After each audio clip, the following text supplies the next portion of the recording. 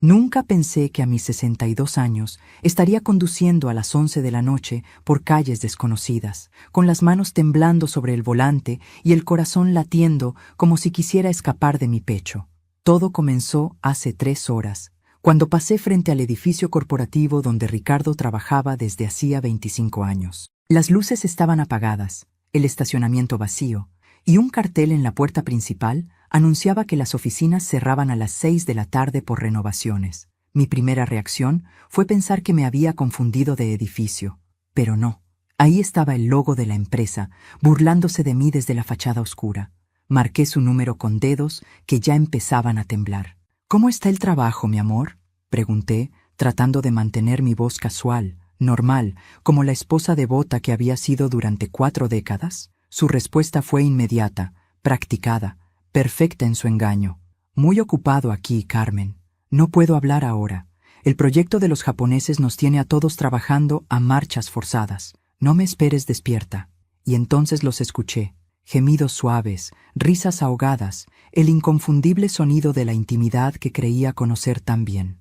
Mi estómago se revolvió, pero mi mente, esa parte de mí que había dormido durante años, despertó con una claridad aterradora. La aplicación del GPS familiar que yo misma había insistido en instalar después de que Ricardo tuviera un pequeño accidente el año pasado, ahora se convertía en mi guía hacia la verdad.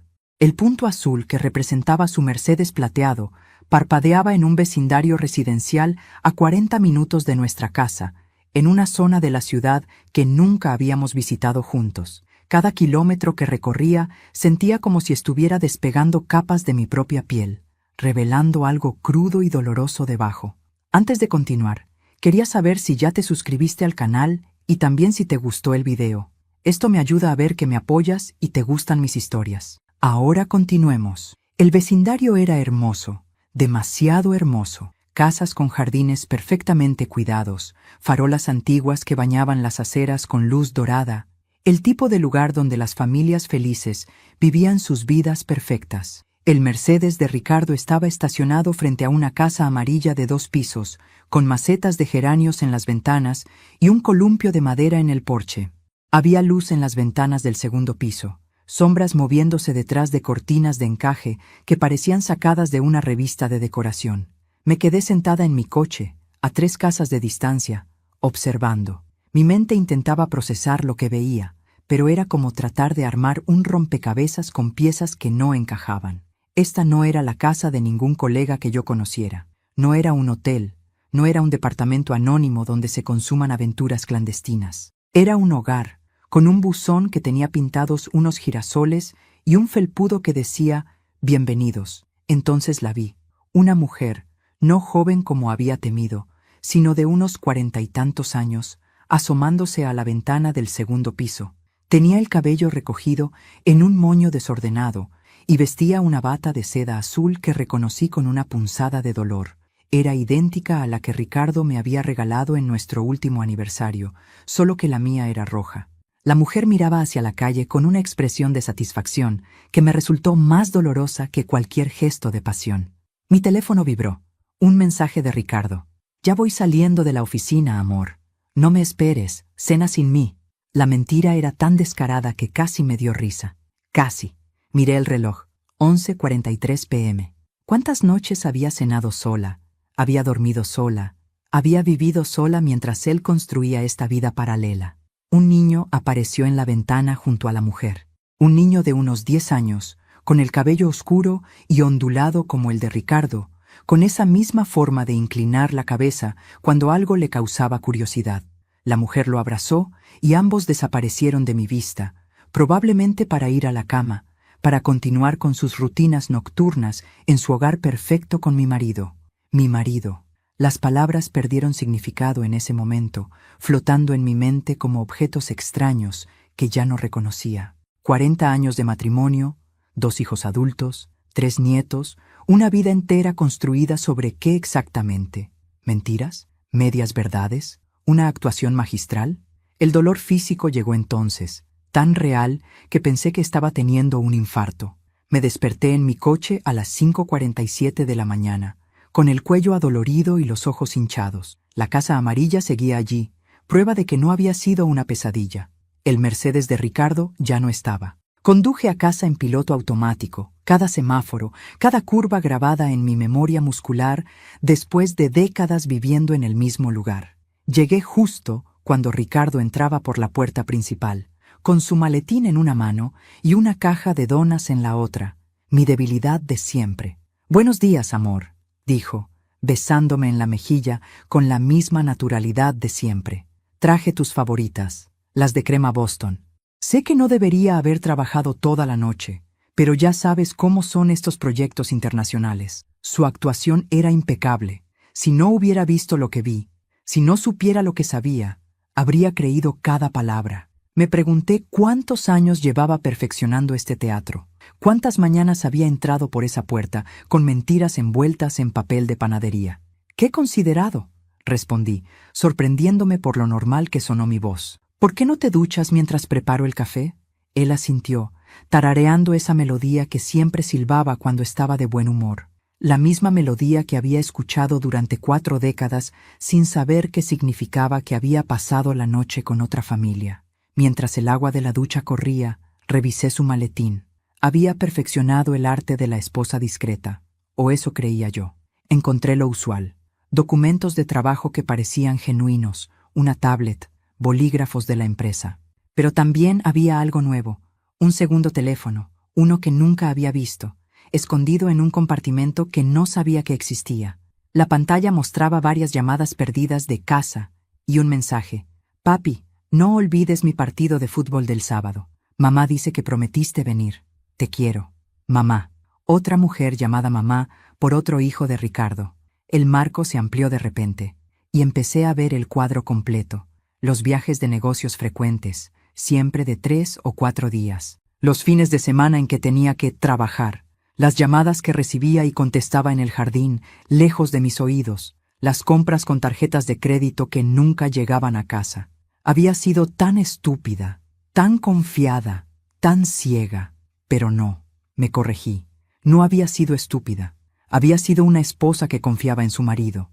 Había elegido creer, había elegido no ver, porque la alternativa era impensable. Recordé momentos específicos ahora, con una claridad dolorosa, como aquella vez, hace 15 años, cuando encontré un recibo de una joyería en su bolsillo.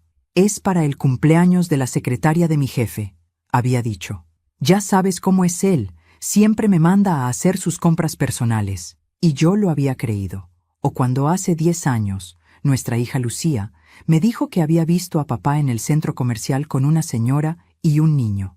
«Debe ser la hermana de algún colega», había respondido yo, restándole importancia. «Papá siempre está ayudando a la gente». Lucía tenía 15 años entonces. El niño en la ventana anoche tendría unos 10 años.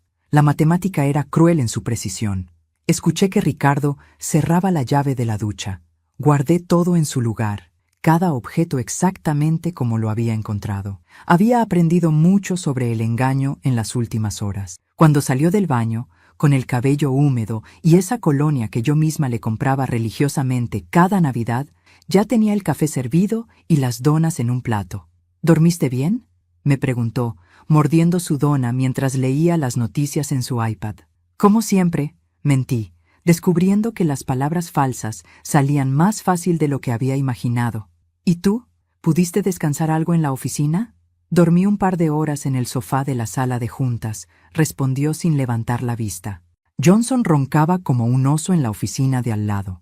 Johnson. Recordé que Johnson, su supuesto compañero de proyectos nocturnos, se había jubilado hace 6 meses. Lo habíamos celebrado en una cena, donde Ricardo dio un discurso conmovedor sobre el trabajo en equipo y la lealtad. La ironía me dio náuseas. «Carmen, ¿estás bien? Te veo pálida», dijo Ricardo, tocándome la frente con una preocupación que parecía genuina. Esperé 3 días antes de volver. 3 días en los que perfeccioné mi propia actuación, sonriendo en los momentos correctos, respondiendo a sus mentiras con la credulidad esperada, haciendo el amor con él una noche mientras imaginaba a la otra mujer en mi lugar. Ricardo no sospechó nada. Después de todo, yo había sido predecible durante 40 años. Carmen, la esposa devota. Carmen, la madre perfecta. Carmen, la tonta. Esta vez fui preparada. Me vestí con ropa que no me pondría normalmente, jeans y una sudadera con capucha que había comprado en efectivo, gafas de sol grandes, mi cabello recogido bajo una gorra de béisbol. Parecía otra persona, y tal vez lo era.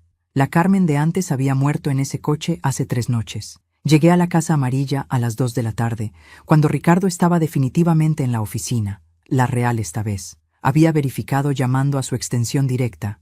El vecindario estaba tranquilo, solo el sonido ocasional de un perro ladrando o un jardinero trabajando.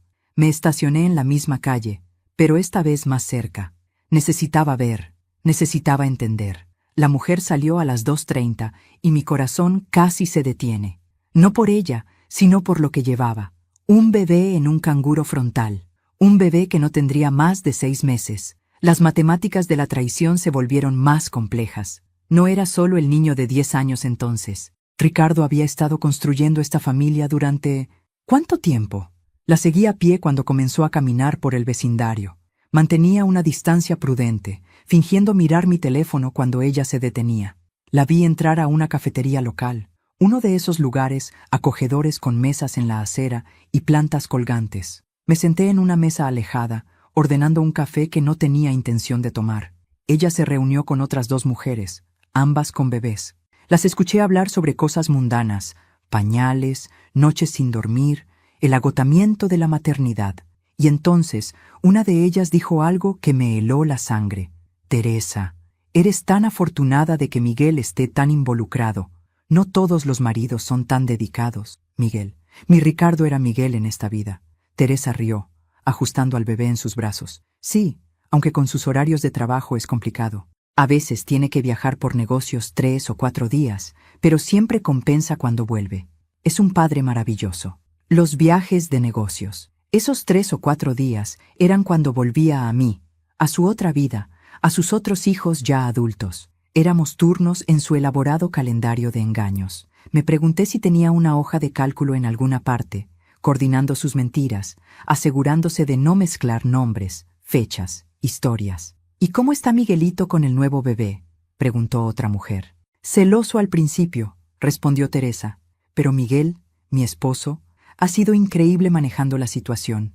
Le compró una bicicleta nueva y pasan las tardes de los sábados juntos mientras yo descanso con la bebé. Las tardes de los sábados. Los seminarios de trabajo sabatinos que Ricardo nunca se perdía. Otra pieza del rompecabezas encajando con precisión nauseabunda. Me levanté para irme, pero entonces Teresa sacó su teléfono para mostrar fotos. No pude evitar mirar cuando pasé por su lado. Ahí estaba Ricardo, mi Ricardo, en una foto familiar en la playa, bronceado, sonriente, cargando al niño en sus hombros, mientras Teresa, embarazada en la foto, sonreía a su lado. Reconocí el lugar, Cancún, el mismo hotel donde Ricardo había tenido una conferencia médica crucial el año pasado. Salí de la cafetería tambaleándome. En el camino de vuelta a mi coche, pasé por un parque donde había varios niños jugando. Me detuve en seco cuando escuché una voz familiar. ¡Eso es, campeón! ¡Patea más fuerte! Era Ricardo. Mi Ricardo, que se suponía estaba en una reunión con inversionistas japoneses, entrenando a un equipo de fútbol infantil. El niño de la ventana, Miguelito, corría hacia él con una sonrisa que era un espejo de la de su padre. Lo observé durante 20 minutos, este hombre que creía conocer mejor que a mí misma. Lo vi ser el padre que había sido con nuestros hijos cuando eran pequeños, pero con una energía, una presencia que me resultaba dolorosamente familiar y extrañamente ajena al mismo tiempo. No era actuación, era genuino, era un padre amando a su hijo, un hombre en su elemento. ¿Quién era el verdadero Ricardo entonces? ¿El hombre que desayunaba conmigo cada mañana o el que entrenaba fútbol las tardes de miércoles? ¿El que me hacía el amor los domingos por la mañana o el que llevaba a otra familia a la playa? ¿Existía un Ricardo real o solo versiones cuidadosamente elaboradas para cada audiencia? Mi teléfono sonó. Era él. Hola, amor. La reunión terminó temprano. ¿Quieres que pase por algo para la cena?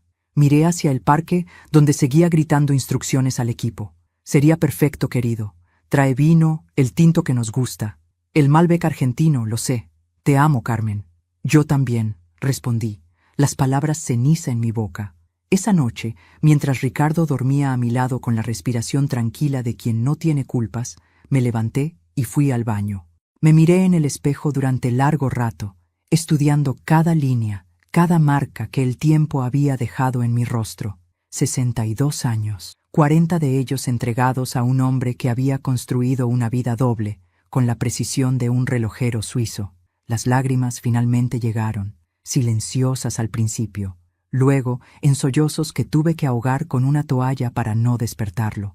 No lloraba solo por la traición, sino por la mujer en el espejo. ¿Quién era yo sin él? ¿Quién había sido Carmen antes de convertirse en la señora de Ricardo Valdés? Los recuerdos de mi juventud parecían pertenecer a otra persona, la chica que quería ser pintora, que había ganado una beca para estudiar en París, que había rechazado porque Ricardo la había convencido de que formar una familia era más importante. El arte siempre estará ahí, había dicho él entonces, con esa sonrisa que derretía mis defensas, pero el tiempo para tener hijos no. Y yo lo había creído. Había guardado mis pinceles, había cambiado los lienzos por pañales, las galerías por reuniones de padres de familia. No me arrepentía de mis hijos. Lucía y Roberto eran lo mejor de mi vida. Pero ¿qué había sido de Carmen la artista? ¿Se había disuelto completamente en Carmen la esposa? Al día siguiente, mientras Ricardo estaba en su oficina real, o tal vez en su vida paralela, ya no podía estar segura, subí al ático. Allí, en cajas cubiertas de polvo, encontré mis viejos materiales de arte. Los pinceles estaban rígidos, las pinturas secas, pero los bocetos seguían ahí, testimonio de un talento que había abandonado por amor, o por lo que había creído que era amor. Encontré también cartas, fotografías, recuerdos de nuestra vida juntos, nuestra boda, con Ricardo prometiendo ante Dios y 200 invitados que me sería fiel hasta la muerte. El nacimiento de Lucía, Ricardo llorando mientras cortaba el cordón umbilical, Roberto dando sus primeros pasos, Ricardo grabándolo con esa cámara antigua que tanto le gustaba. Momentos reales, emociones genuinas, o al menos eso había creído. ¿En qué momento había comenzado la mentira? Mi teléfono sonó. Era Lucía. Mamá, ¿estás bien? Te he notado rara últimamente. Mi hija, siempre tan perceptiva. Estoy bien, cariño, solo un poco cansada. ¿Segura? Puedo pasar a visitarte si quieres. Los niños preguntan por la abuela. Los niños, mis nietos, los nietos oficiales de Ricardo. Me pregunté si sabían que tenían un tío y una tía en esa casa amarilla, hermanos que nunca conocerían. La red de mentiras se extendía como una telaraña venenosa, tocando vidas inocentes. Mejor el domingo, respondí. Papá estará en casa. Mentira. Los domingos por la tarde, Ricardo tenía golf con clientes. Ahora sabía que probablemente era tiempo familiar en la casa amarilla. Después de colgar, volví a mi investigación. Los estados de cuenta bancarios que había ignorado durante años ahora cobraban sentido. Transferencias regulares a una cuenta que no reconocía, compras en tiendas donde nunca habíamos ido, gastos médicos que no correspondían a ninguna enfermedad nuestra. Ricardo había estado manteniendo 2 hogares, 2 vidas completas, y yo había sido demasiado confiada, demasiado cómoda en mi ignorancia para notarlo. Encontré facturas de colegios privados, de clases de música, de campamentos de verano. Miguelito tocaba el violín, aparentemente. La bebé, cuyo nombre aún no conocía, había nacido en el Hospital San José, el mismo donde habían nacido nuestros hijos. La audacia del engaño era casi admirable en su atrevimiento. Esa tarde hice algo que nunca había hecho. Contraté a un investigador privado, un hombre discreto recomendado por una amiga que había pasado por un divorcio difícil. Necesito saber todo, le dije. ¿Cuánto tiempo? ¿Cómo empezó? Todo.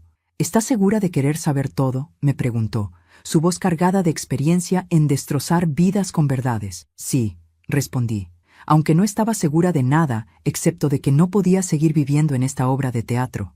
Ricardo llegó esa noche con flores, lirios blancos, mis favoritos, o los favoritos de la Carmen que él creía que era. Ya no sabía qué me gustaba realmente, qué preferencias eran mías y cuáles había adoptado para complacerlo. «Te ves hermosa», dijo durante la cena, tomando mi mano. El investigador privado, un hombre llamado Martínez con ojos cansados, que habían visto demasiados secretos, vino a casa una semana después. Ricardo estaba en uno de sus viajes de negocios, es decir, jugando a la familia feliz en la casa amarilla. Martínez extendió una carpeta sobre mi mesa del comedor. la misma donde habíamos celebrado 40 Navidades, 40 cumpleaños, una vida entera de mentiras. Señora Valdés, lo que voy a mostrarle no es fácil de digerir, advirtió, su voz profesionalmente compasiva. ¿Está segura de querer continuar? Asentí, mis manos temblando mientras abría la carpeta. La primera página era un certificado de matrimonio. Ricardo Miguel Santamaría había contraído matrimonio con Teresa López Ruiz hace 12 años. Matrimonio. No una aventura, no una amante, sino otra esposa. En algún país que permitía la poligamia, tal vez habría sido legal. Aquí era bigamia, un crimen. Pero, esto es ilegal, balbuceé, mi mente tratando de procesar la información. Técnicamente, sí, respondió Martínez. Usó documentos falsos, una identidad alterna que ha mantenido perfectamente durante años. Ricardo Valdés y Miguel Santamaría son la misma persona, pero legalmente existen como dos individuos diferentes. Es un trabajo profesional, señora. Su esposo no es un aficionado en esto. Las siguientes páginas eran peores. Fotografías de la boda de Ricardo y Teresa. Una ceremonia íntima en una playa. Ella en un vestido sencillo de lino blanco. Él con esa sonrisa que yo creía conocer tan bien. Actas de nacimiento. Miguel Jr. Ha nacido hace 11 años, 3 meses después de que Ricardo tuviera una conferencia médica de emergencia en Houston. Sofía Teresa, la bebé, nacida hace 7 meses, cuando Ricardo estaba en un retiro corporativo de liderazgo. Hay más, dijo Martínez pasando a otra sección. Su esposo tiene propiedades a nombre de su identidad alterna. La casa donde vive la otra familia, un departamento en la costa, una cabaña en las montañas. Todo pagado al contado, sin hipotecas que pudieran levantar sospechas. Mi herencia. La herencia de mi madre que había muerto hace 15 años, dejándome una suma considerable que Ricardo había invertido sabiamente para nuestro retiro. Ahora sabía dónde había ido realmente ese dinero. Había financiado su otra vida con el dinero de mi madre muerta. ¿Cómo es posible?, pregunté, mi voz apenas un susurro. ¿Cómo puede alguien vivir así durante tanto tiempo? Martínez se encogió de hombros. He visto casos similares, aunque ninguno tan elaborado. Su esposo maneja 2 empresas, una a cada nombre. La segunda es una consultora que justifica sus ingresos adicionales y sus ausencias. Es brillante, de una manera retorcida. Continué leyendo. Registros escolares de Miguelito, excelente estudiante, capitán del equipo de fútbol juvenil. Informes médicos de Teresa, tratamientos de fertilidad que Ricardo había pagado durante años antes de que pudiera concebir. Habían luchado por tener hijos, igual que nosotros al principio. La ironía era venenosa. Hay algo más que debe saber, dijo Martínez, claramente incómodo. La otra mujer, Teresa, ella no sabe sobre usted. Para ella, su esposo es viudo. La historia que le contó es que su primera esposa, Carmen, murió en un accidente de coche hace 15 años. Estaba muerta. En la narrativa de Ricardo para su otra familia, yo estaba muerta. Había matado metafóricamente a su esposa para poder tener otra. Me pregunté si alguna vez, mientras hacía el amor con Teresa, pensaba en la esposa muerta que dormía en otra casa, en otra vida. ¿Hay algo sobre por qué?, pregunté, necesitando entender la motivación detrás de tanta elaboración. Martínez sacó otra carpeta. Entrevisté discretamente a algunos conocidos de ambos círculos. Al parecer, su esposo conoció a Teresa cuando ella era su fisioterapeuta después de su cirugía de rodilla. La cirugía de rodilla. Recordaba perfectamente esos meses. Ricardo quejándose del dolor, yendo a terapia 3 veces por semana, recuperándose lentamente. Yo había estado ocupada cuidando a mi madre enferma entonces, confiando en que él siguiera su tratamiento solo. Había plantado las semillas de su otra vida mientras yo sostenía la mano de mi madre moribunda. Teresa quedó embarazada poco después, continuó Martínez. Por las fechas, parece que su esposo decidió mantener ambas vidas en lugar de elegir. Tal vez por los hijos, tal vez por las finanzas, tal vez porque podía. Los documentos financieros sugieren que maneja cerca de 3 millones en activos entre ambas identidades. 3 millones. Dinero que había heredado, ganado, robado tal vez, para mantener su imperio de mentiras. Me levanté abruptamente, corriendo al baño donde vomité hasta que no quedó nada más que bilis. Martínez esperó pacientemente, profesional hasta el final. ¿Qué quiere hacer con esta información?, preguntó cuando regresé.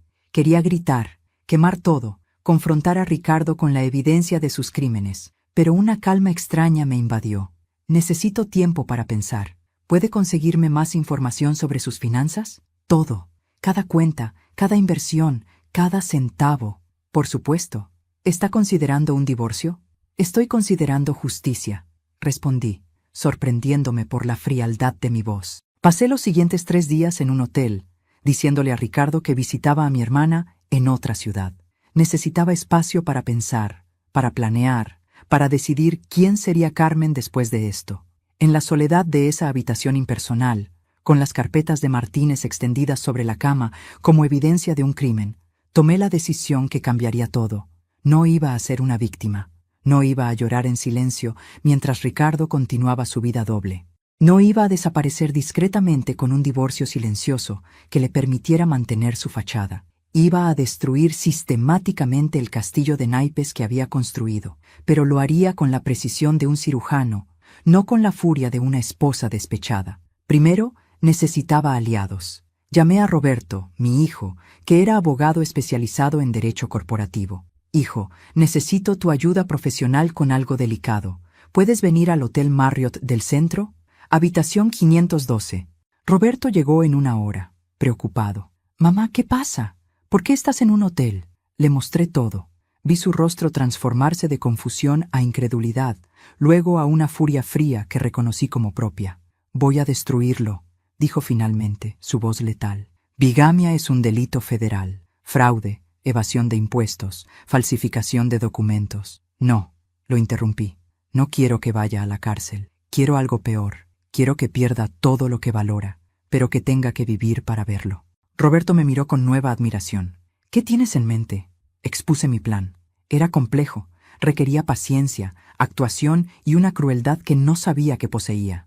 Roberto escuchó, ocasionalmente sugiriendo mejoras, refinamientos legales que harían todo hermético. Necesitaremos a Lucía también, dijo. Ella maneja relaciones públicas para esa firma grande. Sabrá cómo manejar el aspecto mediático cuando todo explote. Lucía reaccionó diferente. Lloró durante 1 hora. Luego se enfureció. Luego volvió a llorar. ¿Cómo pudo?, repetía. ¿Cómo pudo hacernos esto? Pero cuando se calmó, su mente estratégica tomó control. Necesitamos controlar la narrativa. Cuando esto salga a la luz, y saldrá, necesitamos que papá sea el villano indiscutible.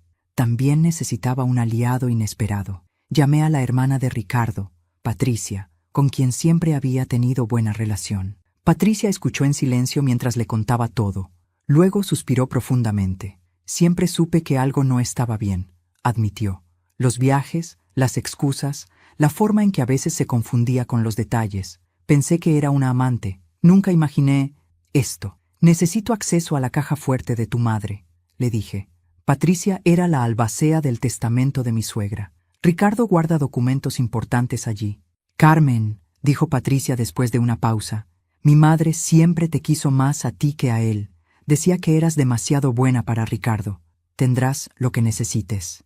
El plan tomó forma durante las siguientes semanas. Contraté a un segundo investigador, especializado en fraudes financieros. Descubrió que Ricardo había estado evadiendo impuestos sistemáticamente, usando su doble identidad para ocultar ingresos. Un contador forense rastreó cada transacción, construyendo un caso que haría temblar al IRS. Roberto preparó documentos legales, no para un divorcio inmediato, sino para congelar activos en el momento preciso. Lucía cultivó contactos en los medios, preparándolos para la historia del año. Prominente empresario, vive doble vida durante 1 década. Yo volví a casa, a mi papel de esposa devota. Ricardo no sospechó nada. ¿Por qué lo haría? Había mantenido su engaño durante tanto tiempo que la arrogancia lo había vuelto descuidado. Me besaba cada mañana, me llamaba desde su oficina cada tarde, hacía el amor conmigo con una pasión que ahora me daba náuseas. Una noche, mientras cenábamos, me habló sobre el futuro. He estado pensando en el retiro, dijo. Tal vez en unos años podríamos viajar, ver el mundo como siempre quisimos. Suena maravilloso, respondí, sirviéndole más vino. ¿A dónde irías primero? Noté el condicional, pero él no. Italia, tal vez, o Grecia. Lugares con historia, con arte. Sé cuánto te gusta el arte que abandoné por ti, pensé, sonriendo. Sería perfecto. Continuó hablando sobre sus sueños, nuestros supuestos planes juntos, sin saber que yo estaba contando los días hasta su destrucción. Las siguientes 6 semanas fueron una obra maestra de actuación. Me convertí en la esposa más perfecta que Ricardo había tenido en años. Cocinaba sus platos favoritos. Lo esperaba despierta sin importar qué tan tarde trabajara.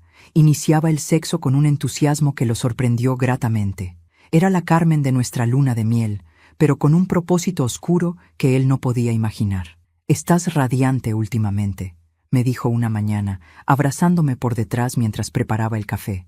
«¿Qué ha cambiado?» «Decidí valorar lo que tenemos», respondí, mi voz miel envenenada. «La vida es corta, ¿no crees?» Mientras tanto, las piezas del plan se movían como un reloj. Roberto había descubierto que la empresa consultora de Ricardo, como Miguel Santamaría, había ganado varios contratos gubernamentales usando información privilegiada obtenida de su identidad como Ricardo Valdés. Era fraude corporativo a gran escala. Lucía había plantado semillas en las redes sociales, cuentas anónimas que comenzaban a hacer preguntas sobre el misterioso Miguel Santamaría y su parecido con Ricardo Valdés. Nada acusatorio todavía, solo suficiente para crear murmullo. El investigador financiero encontró el premio mayor, una cuenta en las Islas Caimán con $5 millones, dinero que Ricardo había estado desviando durante años. Era nuestro dinero, dinero de la herencia de mi madre, dinero de inversiones conjuntas, todo escondido para su eventual escape, tal vez.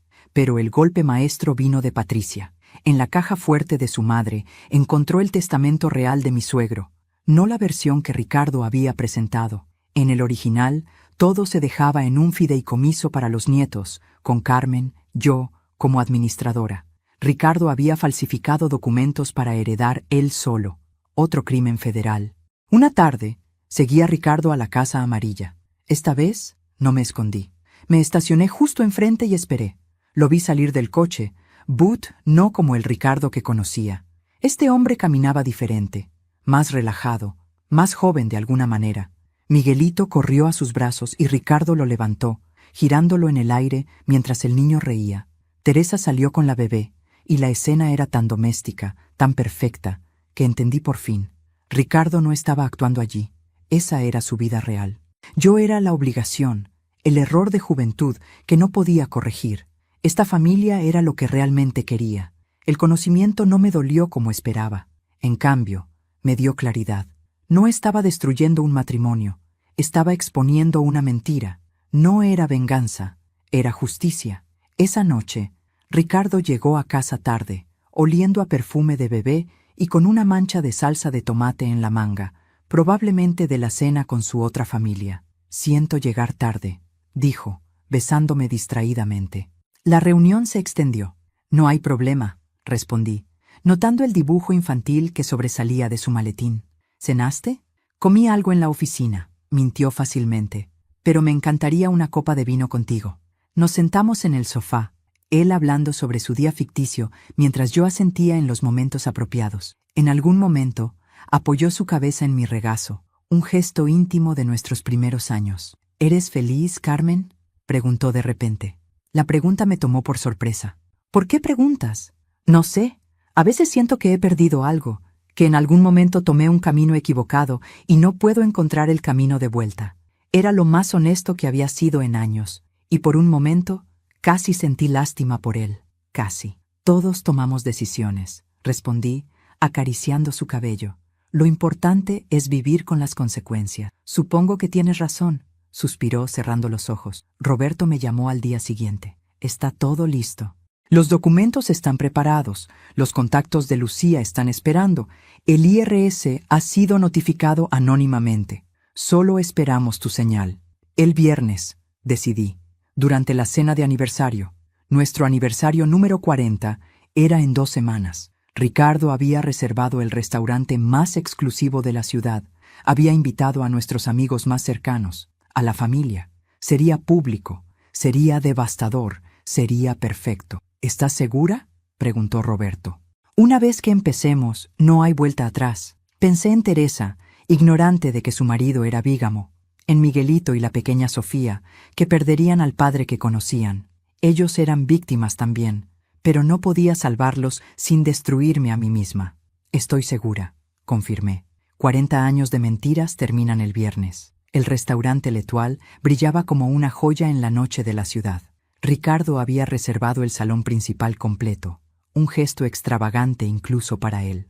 Candelabros de cristal proyectaban luz dorada sobre manteles de lino egipcio, cada mesa adornada con orquídeas blancas y rosas rojas, los colores de mi ramo de novia hace 40 años. Un cuarteto de cuerdas interpretaba La Vie en Rose, la canción de nuestro primer baile. Cada detalle había sido meticulosamente planeado, una obra maestra de romanticismo público que ocultaba la podredumbre privada. Yo llevaba el vestido rojo sangre que había comprado específicamente para esta noche.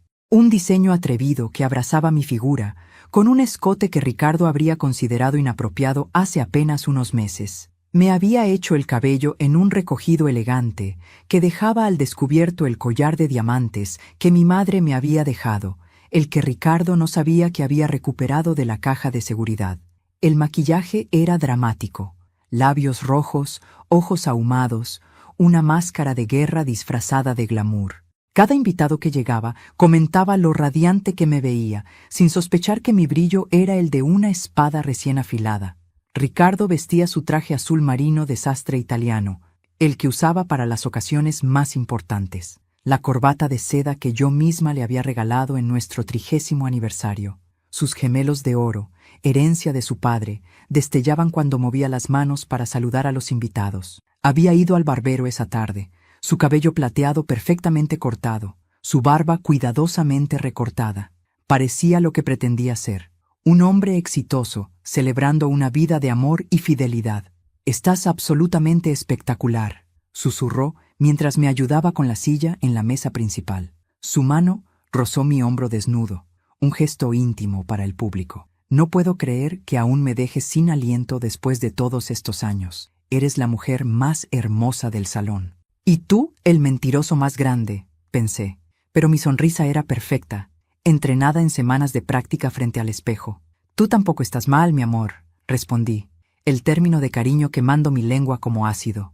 Los 50 invitados eran una cuidadosa selección de nuestra vida, socios de negocios de Ricardo que necesitaban presenciar su caída, amigos de sociedad que difundirían el escándalo como fuego, familiares que merecían saber la verdad.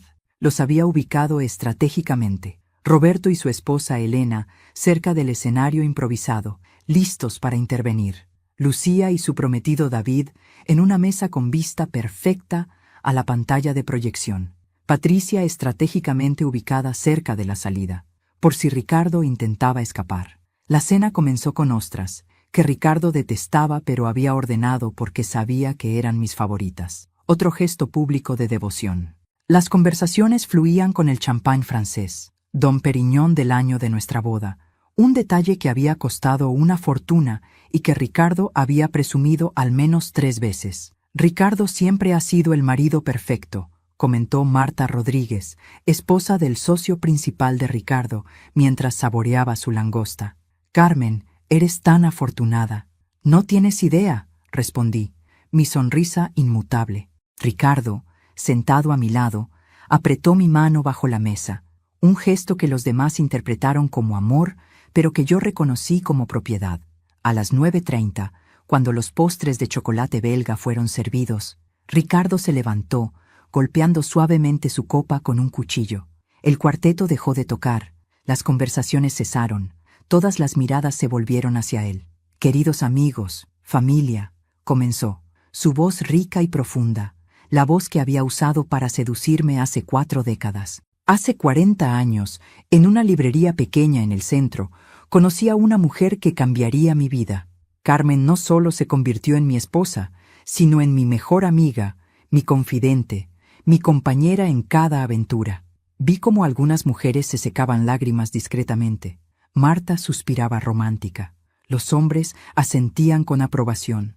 Era un performance magistral. «Estos años no siempre han sido fáciles», continuó Ricardo, su voz temblando con emoción fingida o tal vez perversamente real.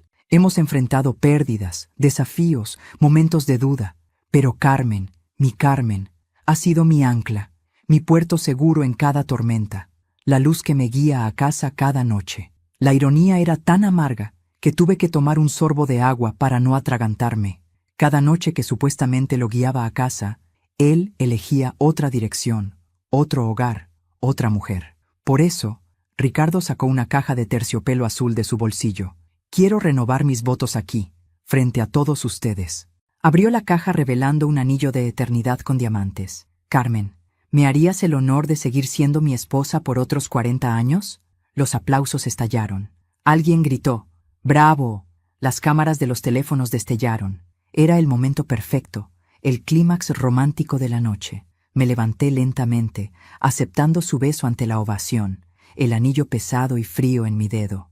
Mi turno, anuncié cuando el aplauso disminuyó, mi voz clara como el cristal que estaba a punto de romper. 40 años es mucho tiempo, tiempo suficiente para conocer cada secreto, cada verdad, cada mentira de una persona. O eso creería uno. Ricardo sonrió, su mano aún en mi cintura, completamente ajeno al abismo que se abría bajo sus pies. He preparado algo muy especial para esta noche, continué, sacando mi teléfono del bolso. Roberto ya había conectado el sistema de audio y proyección del restaurante a mi dispositivo, un arreglo que había costado una propina generosa al personal técnico. Un regalo no solo para mi esposo, sino para todos ustedes, porque las bodas de Rubí, queridos amigos, requieren transparencia absoluta, como el cristal más puro. Toqué play. La voz de Ricardo llenó el salón, clara, inconfundible.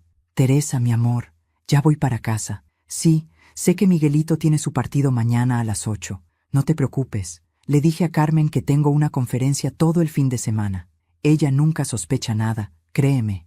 Después de tantos años, confía ciegamente. Es casi patético lo fácil que es. El silencio que siguió fue absoluto, el tipo de silencio que precede a una explosión.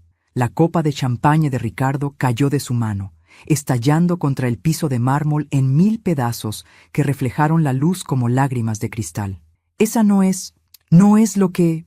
comenzó, su rostro pasando del bronceado al blanco al gris en segundos. Oh, pero espera, lo interrumpí, mi voz ahora afilada como el cristal roto a sus pies.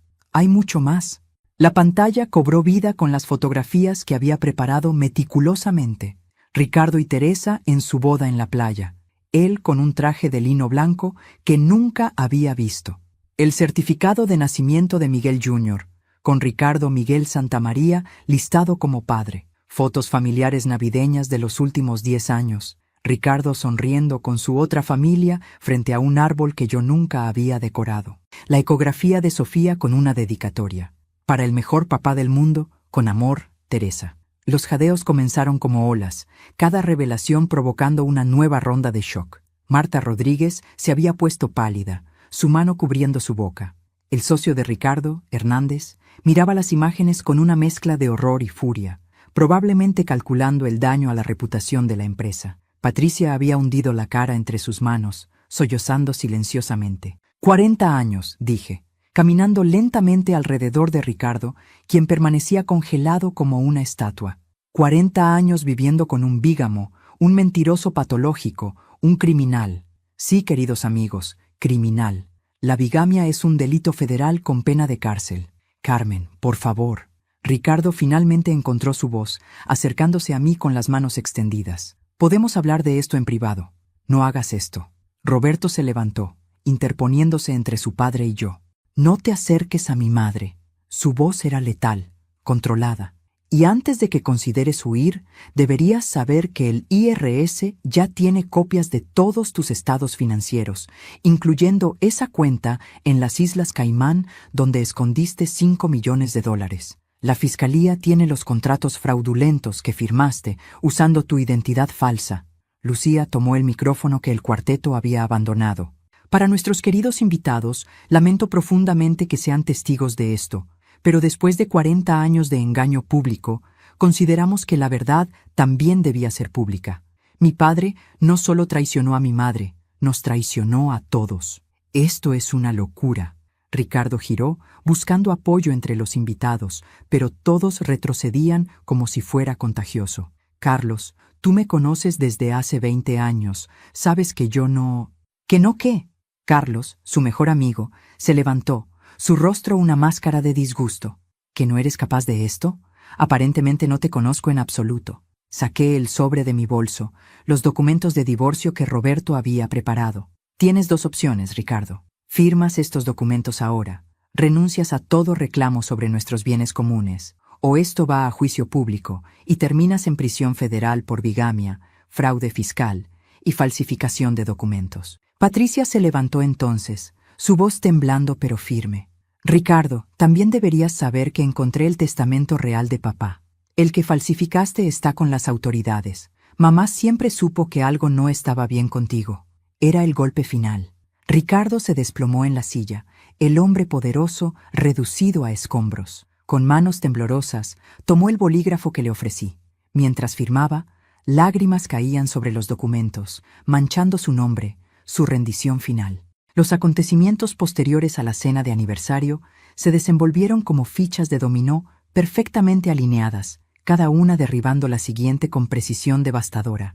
No dormí esa noche. Me senté en el balcón del departamento del hotel donde me había refugiado, viendo las luces de la ciudad parpadear mientras mi teléfono vibraba incesantemente con llamadas y mensajes que no contestaría. El vestido rojo aún colgaba de mi cuerpo como una armadura de guerra, el maquillaje corrido trazando mapas de dolor en mi rostro. A las 6 a.m., Roberto llegó con café y su laptop. Los documentos del divorcio están procesados. Padre los firmó anoche. Hay testigos. Es irrevocable. También congelamos las cuentas conjuntas hace una hora. Su eficiencia era implacable. El abogado tomando control donde el hijo podría haber vacilado. A las 7 a.m., Lucía llegó con su equipo de crisis de relaciones públicas. 3 mujeres jóvenes con tablets y expresiones determinadas que transformaron mi suite en un centro de comando. El embargo de prensa se levanta en 2 horas, anunció Lucía, su profesionalismo apenas ocultando la furia que ardía debajo. Tenemos exclusivas con 3 periódicos principales y 2 canales de televisión nacional. El hashtag ya está creado. Para el mediodía, todo el país sabrá quién es realmente Ricardo Valdés. A las 9 a.m. exactas, la historia explotó. Prominente empresario vive doble vida. Bigamia, fraude y 12 años de engaño. Los titulares gritaban desde cada pantalla. El bígamo del año se convirtió en tendencia mundial en cuestión de minutos. Las fotos que había proporcionado Ricardo con sus 2 familias se volvieron virales. Memes crueles pero creativos florecieron como hongos después de la lluvia. El teléfono del hotel sonó. Era la recepción. Señora Valdés, hay reporteros en el lobby solicitando declaraciones. Dígales que mi abogado dará una conferencia de prensa a las 2 p.m., respondí. Mi voz sorprendentemente firme. Para las 11 a.m., la empresa de Ricardo había emitido un comunicado. Efectivo inmediatamente, Ricardo Valdés ha sido suspendido de todas sus funciones pendiente de una investigación interna sobre graves violaciones éticas y posible fraude corporativo. Hernández, su socio, fue más directo en su entrevista. Estamos cooperando completamente con las autoridades. Si los alegatos son ciertos, Ricardo Valdés no solo traicionó a su familia, sino también la confianza de sus socios, empleados y clientes. A las 3:47 p.m., mi teléfono sonó desde un número desconocido. Era Teresa. Su voz sonaba como cristal roto, cada palabra cortante y fragmentada. ¿Es verdad?, preguntó sin preámbulo. ¿Tú eres Carmen, la esposa muerta? Su primera y única esposa legal, respondí, manteniendo mi voz neutral, sin crueldad pero sin consuelo. Nunca morí, Teresa. Él me mató metafóricamente para poder tenerte. Lo siento, tú también eres víctima en esto. Los niños. Su voz se quebró en un sollozo. Dios mío, los niños. Miguelito adoraba a su padre. La bebé. ¿Qué les digo? ¿Cómo les explico que toda su vida es una mentira? No lo sé, admití, porque no había palabras de consuelo que pudieran sanar esas heridas. Pero los niños son resilientes. Con ayuda, con terapia, con amor verdadero, sanarán. ¿Sabías de nosotros?, preguntó. ¿Cuánto tiempo sabías? 2 meses, respondí. Solo 2 meses de verdad después de 40 años de mentiras. Voy a perderlo todo, susurró. La casa está a su nombre, las cuentas, todo. No tengo nada propio. Dejé mi trabajo cuando nació Miguelito porque él insistió. Era otro nivel de crueldad de Ricardo, mantener a Teresa completamente dependiente. Dame tu información, me escuché decir. Mi abogado se pondrá en contacto. No eres responsable de los crímenes de Ricardo. Nos aseguraremos de que tú y los niños estén protegidos financieramente. ¿Por qué?, preguntó, genuinamente confundida. ¿Por qué me ayudarías? Porque destruir a Ricardo no significa destruir a 2 niños inocentes, respondí. Ellos no pidieron nacer en una mentira. Al día siguiente, el IRS llegó como una plaga bíblica. Agentes federales aparecieron en la oficina de Ricardo, en nuestra casa, en la Casa Amarilla. Cajas de documentos fueron confiscadas, computadoras, discos duros, hasta su colección de relojes de lujo fue catalogada y embargada. La investigación reveló un laberinto de evasión fiscal que se remontaba a 15 años, cuentas offshore, empresas fantasma, facturas falsas, un esquema tan elaborado que requirió un equipo de 20 contadores forenses para desenredarlo completamente. Roberto manejó el aspecto legal con la precisión de un cirujano y la frialdad de un verdugo. Usando las leyes de bigamia, que en nuestro estado incluían la anulación automática de cualquier reclamo financiero del cónyuge bígamo, anuló todos los derechos de Ricardo sobre nuestras propiedades conjuntas. La casa valorada en 2 millones, las 3 propiedades de inversión, el portafolio de acciones, todo pasó exclusivamente a mi nombre. También recuperamos esto, dijo Roberto una semana después, entregándome un cheque. 3.7 millones de la cuenta de las Caimán. El resto está tan enredado en sus empresas fantasma que tomará años recuperarlo, si es que se puede. Patricia me visitó esa tarde. Había envejecido 10 años en una semana, su rostro marcado por la vergüenza familiar. Mamá siempre supo que algo andaba mal con Ricardo, confesó, sentándose pesadamente en mi sofá del hotel. Antes de morir me dijo, cuida a Carmen cuando la verdad salga a la luz. Creo que de alguna manera ella sabía. ¿Cómo está él?, pregunté, odiándome por preocuparme. Destruido, respondió Patricia sin rodeos. Teresa lo echó de la casa. Ningún hotel en la ciudad acepta su reservación. Su cara está en todas las noticias. Está viviendo en un motel de carretera, pagando en efectivo con lo poco que no le congelaron. Intentó contactar a algunos amigos, pero todos le colgaron. Es un paria, Carmen, un hombre sin país. 3 semanas después del escándalo, me citaron a declarar ante el gran jurado. La sala estaba llena, cada asiento ocupado por personas ávidas de escuchar la historia de primera mano. Vestí un traje negro simple, sin joyas excepto mi anillo de bodas original, que usé como un recordatorio de la mujer que solía ser. Durante 4 horas, conté todo, cada mentira, cada descubrimiento, cada pieza de evidencia. Los miembros del jurado escuchaban con expresiones que iban desde la simpatía hasta el horror. Cuando mostré las fotos de la doble vida de Ricardo, una mujer mayor en la primera fila sacudió la cabeza murmurando, «Que Dios lo perdone, porque yo no podría». El fiscal, un hombre joven pero brillante llamado Martín Reyes, fue meticuloso. «Señora Valdés, ¿en algún momento durante estos 12 años sospechó de la infidelidad de su esposo?» «Hubo momentos», admití. Pequeñas inconsistencias, ausencias extrañas, pero Ricardo era un maestro de la manipulación. Cada vez que me acercaba a la verdad, él creaba una explicación tan elaborada, tan creíble, que me sentía culpable por dudar. ¿Puede dar un ejemplo? Hace 5 años, encontré un recibo de una joyería por un collar de diamantes que nunca recibí. Cuando lo confronté, Ricardo me llevó a la joyería. El gerente, que obviamente había sido aleccionado, explicó que había habido un error, que el collar era para la esposa de un cliente importante de Ricardo que había pedido ayuda para sorprenderla. Incluso me mostraron el collar devuelto. Por supuesto, ahora sé que simplemente lo compró después para Teresa. ¿Qué sintió cuando descubrió la verdad? Me tomé un momento antes de responder. Al principio, negación. Luego dolor. Un dolor tan profundo que pensé que me partiría en 2. Después vino la ira. No caliente, sino fría, calculada. Y finalmente, determinación. Determinación de que 40 años de mentiras no definirían el resto de mi vida. El veredicto del gran jurado fue unánime. Acusación formal por bigamia, fraude fiscal, falsificación de documentos y conspiración para cometer fraude.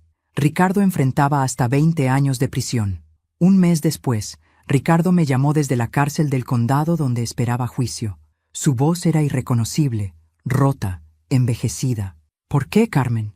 ¿Por qué no me diste la oportunidad de explicar en privado? ¿Explicar qué, Ricardo? ¿Cómo caíste accidentalmente en otra vida durante 12 años? ¿Cómo por error te casaste con otra mujer? ¿Cómo sin querer tuviste 2 hijos más? No fue así, Teresa. Ella quedó embarazada. No podía abandonarla, pero podías abandonarme a mí. Cada día durante 12 años me abandonaste. Te amaba, Carmen. Siempre te amé. No, respondí con una claridad que me sorprendió. Amabas la idea de mí, la esposa perfecta en tu vida, perfectamente compartimentada, pero nunca me amaste a mí, Carmen, la mujer real con sueños y deseos propios. Me convertiste en un personaje de tu elaborada ficción.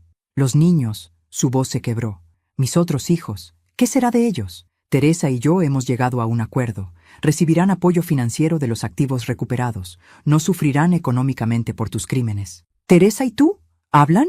Las víctimas de un mismo criminal a veces encuentran consuelo en la comprensión mutua, respondí. Carmen, por favor, solo quiero... No, Ricardo, no tienes derecho a querer nada de mí. Tuviste 40 años de mi vida. No tendrás ni un segundo más. Colgué. Era la última vez que escucharía su voz. Han pasado 2 años desde aquella cena de aniversario que cambió todo. Esta mañana, mientras preparaba café en mi nueva cocina, con vista a los tejados de la ciudad y el sol entrando por ventanas que elegí yo sola, recibí una notificación en mi teléfono. Ricardo había sido liberado por buena conducta. No sentí nada, ni miedo, ni rabia, ni siquiera curiosidad. El hombre que había sido mi esposo era un extraño ahora, un personaje de una historia que le había sucedido a otra Carmen, una que ya no existía.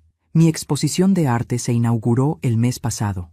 Retratos de una vida inventada, la titulé.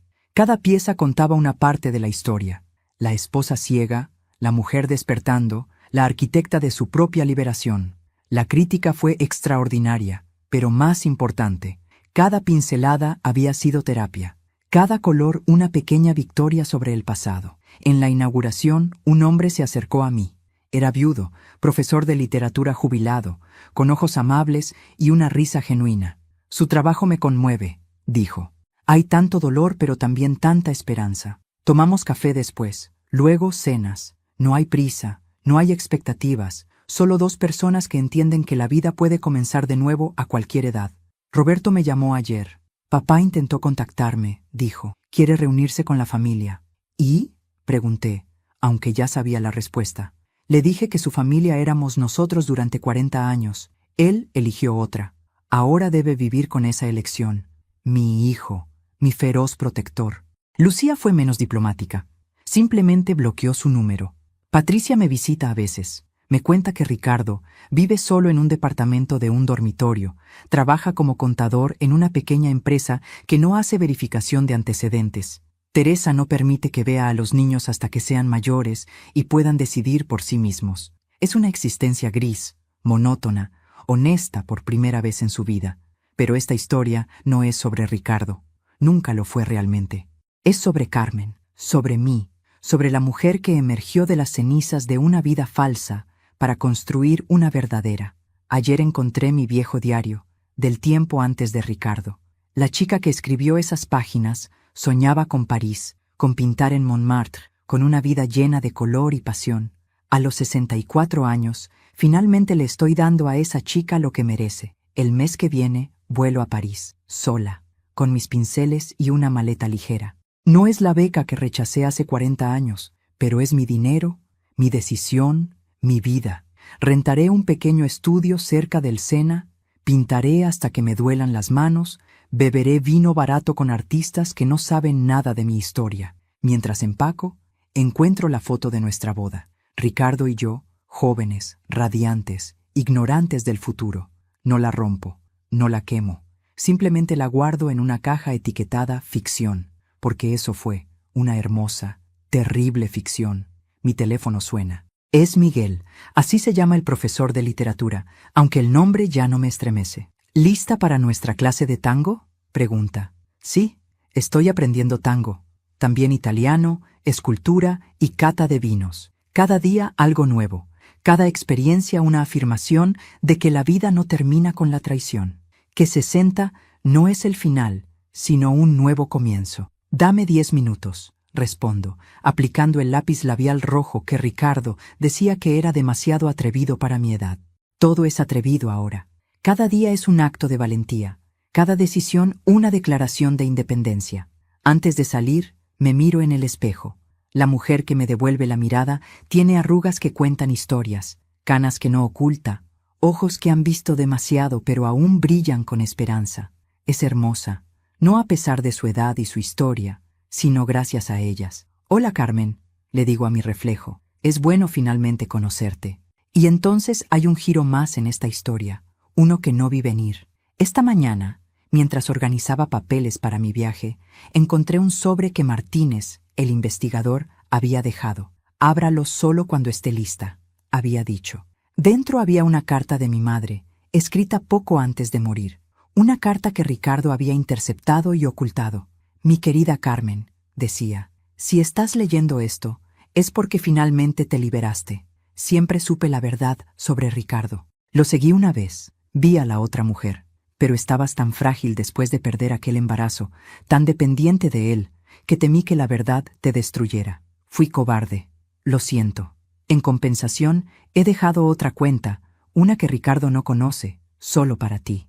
La llave está donde siempre escondíamos tesoros cuando eras niña. Vive, mi amor.